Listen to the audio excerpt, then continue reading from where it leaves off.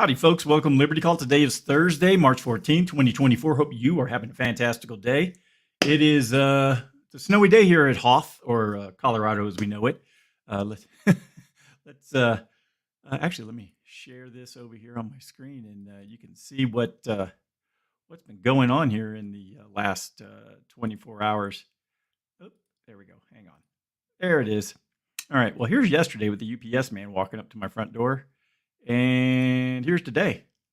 There we are. Here's me plowing the driveway. So it's a little bit white outside today. So, anyways, there's probably a foot and a half of snow out there, and we're expecting more through tomorrow night. So, yay! All righty. Well, like I said, hope you're having a great day out there. If it is your first time watching Liberty Call, if you could give me some thumbs up, a like, a share, a subscribe, a follow, and press that notification bell. All right, well, let's get into the real news and see how the markets did. They were not in a good mood today. Started out in the positive, but everything went red very early this morning.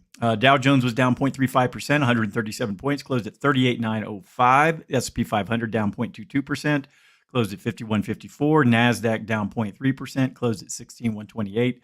The VIX was up 4.36% today. It's at 1435. Canada down 0.64, Brazil down 0.34, and Mexico up 0.31.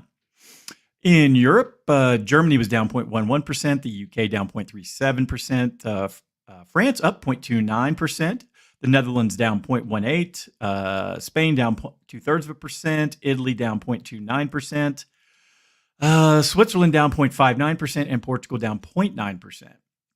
In Russia, both exchanges red again today. The MOEX down 0.8, RTSI down 0.89. And the Asian markets, the Nikkei was up 0.46%, Australia down 0.2, New Zealand down 0.43. In China, the Shanghai was down 0.18%, the Shenzhen component down 0.52, China 50 down 0.23%, DJ Shanghai down 0.32%, Hang Seng down 0.71%, and the Taiwan weighted was up 0.05. So looks like most of the world was down today. So why? I don't know. Maybe it has something to do with some of the reports that came out today. Could be.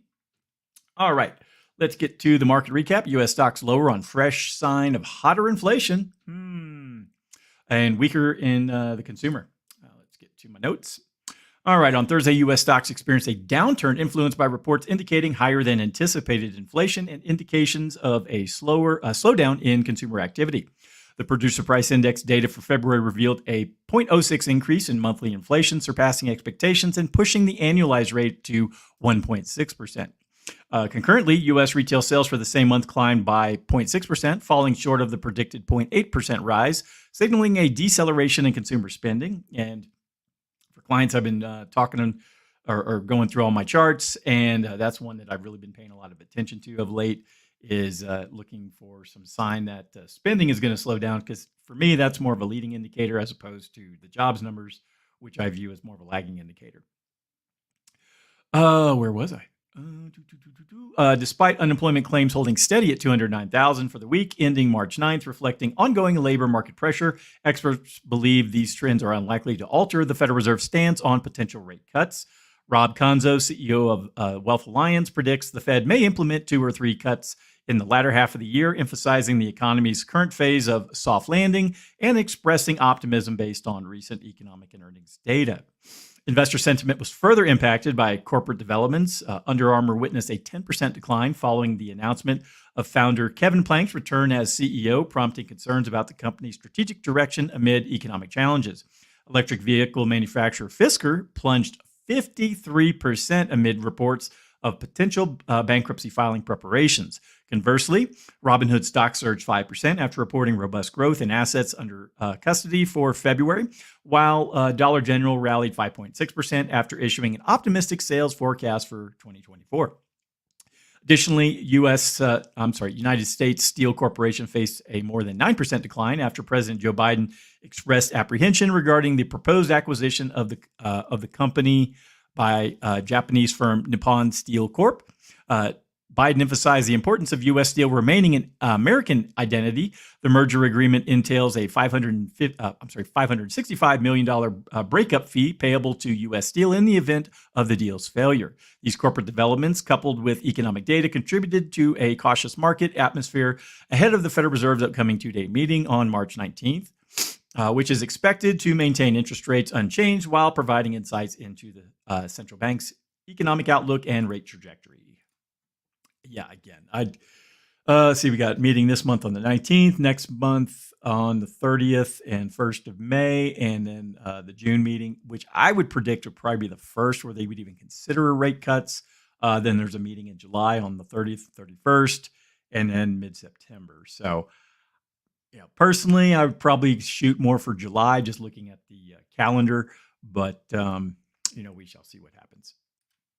All right. Next up, got a retail report, February retail sales. This comes from our friends over at First Trust. They do an amazing job of going through the data and making it real concise. So we're just going to read this word for word and blaze right through it.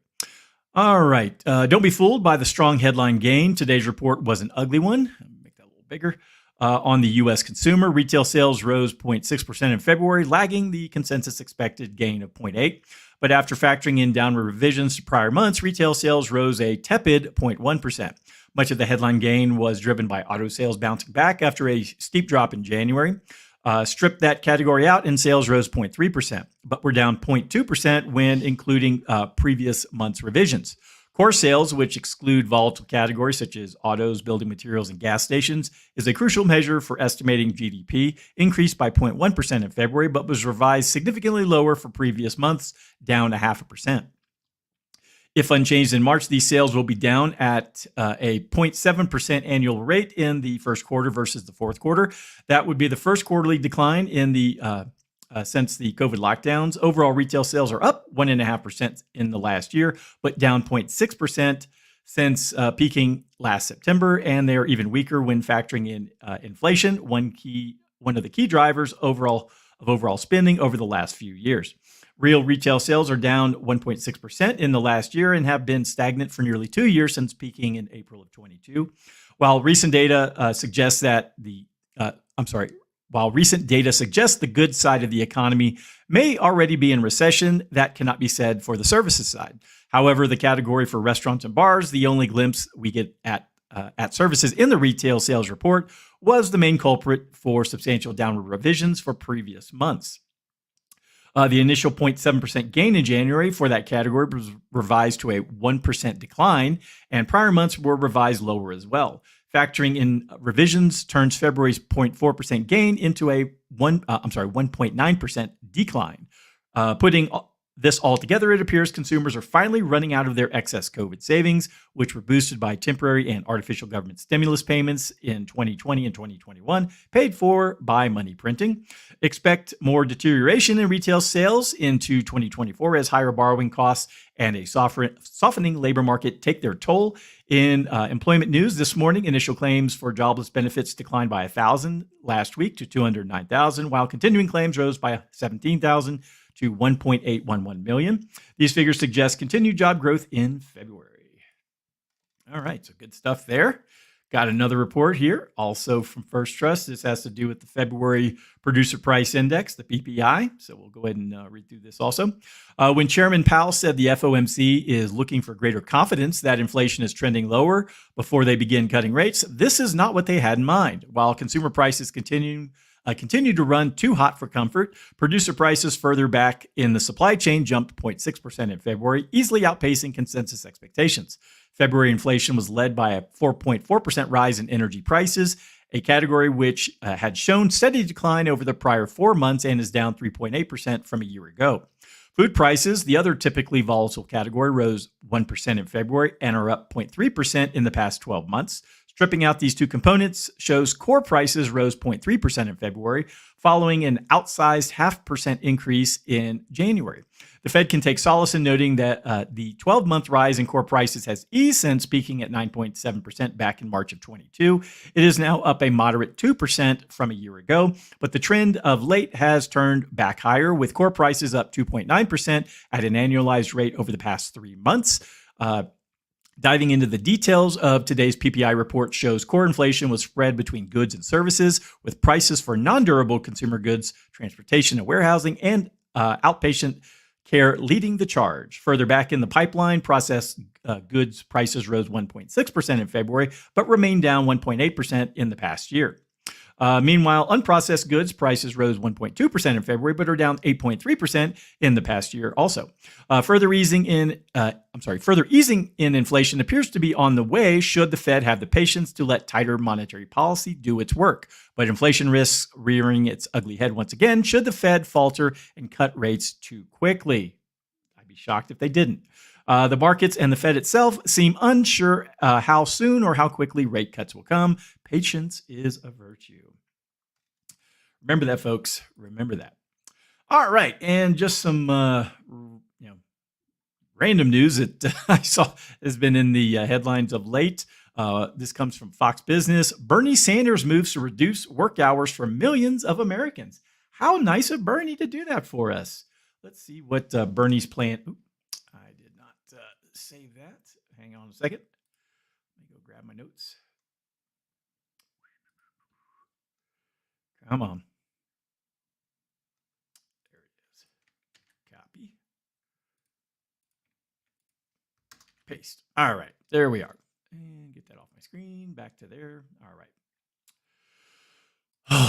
All right. Senator Bernie Sanders has introduced a plan to implement a 32-hour work week without reducing pay, emphasizing that this proposal is not radical, but rather aims to enhance the quality of life for millions of Americans. Let me stop this. The 32-hour work week act, championed by Sanders, seeks to gradually transition from the standard 40-hour work week to a 32-hour work week over 4 years by adjusting overtime pay regulations. Under this legislation, non-exempt employees would receive overtime compensation at time and a half for work days exceeding 8 hours and double their regular pay for work days exceeding 12 hours. Crucially, the bill includes provisions to safeguard workers' income and benefits during the transition. This is amazing. You can get the same amount of work out of people only working 80% of the time. That's awesome news. Sanders points to the significant increase in productivity among American workers compared to previous decades, suggesting that current work hours and wages do not align with the enhanced productivity. He draws attention to successful examples in Europe, such as France's 35-hour work week, lazy frogs, and ongoing discussions to reduce it further to 32 hours, as well as similar practices in Norway and Denmark. Other communist countries don't like them, or socialist. Support for a four-day work week has been growing among lawmakers. Again, these are people without jobs, business leaders, and academics in the United States, all categories of people who don't get their hands dirty.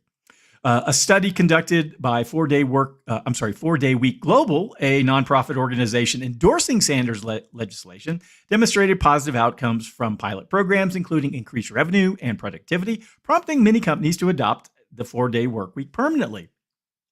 While proponents highlight the potential benefits of reduced work hours, critics caution about the financial implications for businesses, particularly in service-based industries where output correlates directly with time worked. However, Sanders contends that advancements in technology, including artificial intelligence and automation, can facilitate a shorter work week without compromising income. He emphasizes the need for economic gains to benefit the working class and advocates for a 32-hour work week as a means to alleviate stress and improve overall quality of life for Americans. Again, how nice of Mr. Sanders to suggest this. So, anyways, my first thoughts on this terrible idea.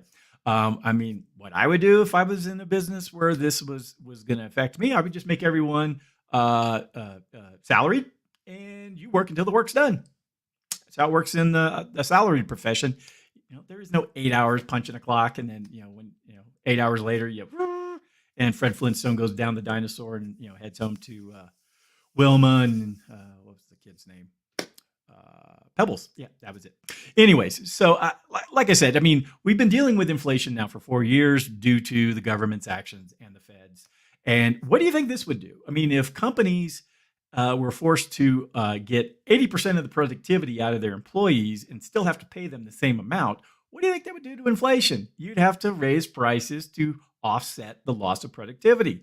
So I mean, it's a good idea. I mean, I have no problems, if you want to work 410s or, whatever, I mean, that's really up to the business and their needs. So I imagine the people who manage those businesses would know what works best. But anyways, this is nuts. I don't think it'll go anywhere.